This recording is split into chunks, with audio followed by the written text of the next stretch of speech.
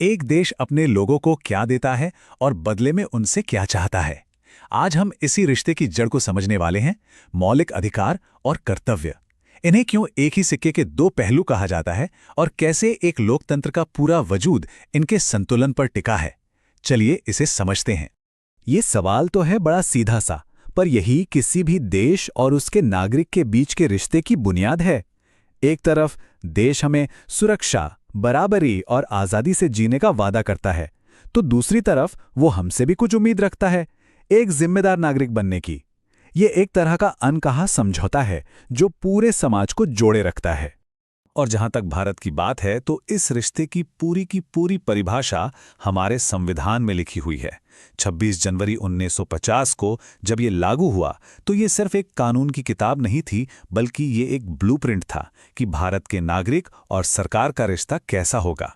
तो चलिए पहले सिक्के के एक पहलू की बात करते हैं, वो वादा जो संविधान हर नागरिक को देता है, यानी हमारे मौलिक अधिकार।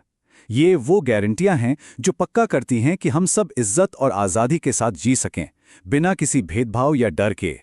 अच्छा, एक मजेदार बात बताता हूं। जब हमारा संविधान बना था ना, तो उसमें 7 मौलिक अधिकार थे। लेकिन फिर 1978 में 44वें संशोधन के जरिए संपत्ति के अधिकार को इस लिस्ट से हटा दिया गया। ऐसा इसलिए किया गया ताकि सरकार के लिए जमीनी सुधार जैसे सामाजिक बदलाव लाना आसान हो जाए। तो इसीलिए आज हमारे पास 6 मौलिक अधिकार हैं। ये जो 6 अधिकार हैं, ये संविधान के पार्ट 3 में दिए गए हैं। इनमें कानून के सामने बराबरी का हक, बोलने की आज़ादी का हक और किसी भी तरह के शोषण से बचने का हक, ये सब शामिल हैं। और इन सब का एक ही मकसद है, हर इंसान की आज़ादी को बचाना और समाज में बराबरी लाना। देखिए, अधिकार दे देना एक बात है, पर क्या गारंटी है कि वो हमें मिलेंगे ही? यहीं पर आता है आर्टिकल 32। डॉक्टर अंबेडकर ने इसे संविधान का दिल और आत्मा यूं ही नहीं कहा था। ये वो ताकत है जो हर नागरिक को अपने अधिकारों के छीन जाने पर सीधे सुप्रीम कोर्ट जाने का हक देती है। सच कहूं तो इसके बिना बाकी सारे अधिकार बस कागज पर लिखे वादे रह जाते। अब देखिए, सालों तक संविधान में नागरिकों के अधिकारों का तो जिक्र था, पर उनके कर्तव्यों के बारे में कुछ नहीं लिखा था।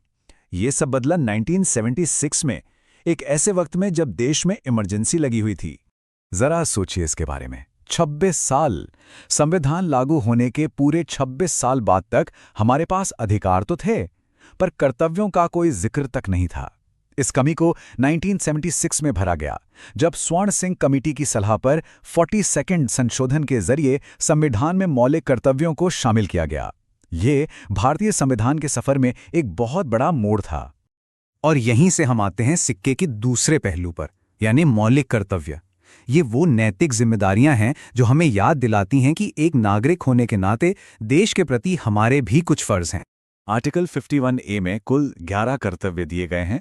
इनमें से कुछ खास हैं, जैसे संविधान का सम्मान करना, देश की एकता को बनाए रखना, आपस में भाईचारा बढ़ाना, अपने पर्यावरण को बचाना और साइंटिफिक सोच को अपनाना।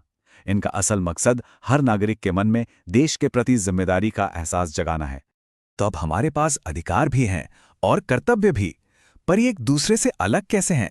चलिए अब इनकी आमने सामने तुलना करके देखते हैं, ताकि हमें पता चले कि संविधान में इनकी असली जगह क्या है। यहां पर फर्क एकदम साफ है। अधिकार वो गारंटीज हैं जो हमें मिलते हैं, जबकि कर्तव्य हमारी नैतिक जिम्मेदारियां हैं। अधिकार संविधान के साथ ही आए थे, कर्तव्य बहुत बाद में जोड़े गए। लेकिन सबसे बड़ा और सबसे जरूरी फर्क है इनकी कानूनी ताकत का, जिसे हम एनफोर्सेबिलिटी कहते हैं। इसे बिल्कुल सिंपल तरीके से समझते हैं। अगर सरकार किसी से बोलने की आज़ादी छीनती है, तो वो इंसान सीधे कोर्ट जा सकता है और अपना हक मांग सकता है। क्यों? क्योंकि अधिकार न्यायोचित हैं, यानी जस्टिशिएबल। लेकिन अगर कोई इंसान अपने आसपास के पर्यावरण को गंदा करता है, तो आप उस पर अपना कर्तव्य ना निभाने का केस नहीं कर सकते, क्योंकि कर्तव्य गैर न्यायोचित हैं। तो अब सवाल ये उठता है कि अगर कर्तव्यों को कानूनी तौर पर लागू ही नहीं किया जा सकता, तो क्या उनकी कोई अहमियत है? चलिए देखते हैं कि आज के दौर में और हमारी अदालतें इन दोनों के बीच संतुलन कैसे बना रही हैं। भले ही आप कर्तव्यों को लागू करवाने कोर्ट नहीं जा सकते, पर इसका मतलब ये नहीं कि वो बेकार हैं। सुप्रीम कोर्ट ने 2001 के एक केस में साफ साफ कहा था कि कर्तव्य भी अधिकारों जितने ही जरूरी हैं और उन्हें नजरअंदाज नहीं किया जा सकता। मतलब जब भी अदालतें किसी कानून का मतलब निकालती हैं, तो वो इन कर्तव्यों को एक गाइड की तरह इस्तेमाल करती हैं।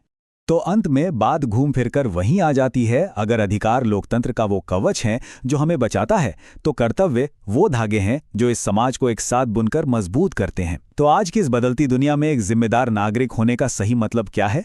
शायद इसका जवाब व्यक्तिगत आज़ादी और सामूहिक जिम्मेदारी के बीच इसी संतुलन को खोजने में है। ये एक ऐसा सवाल है जिस पर हम सभी को सोचना चाहिए।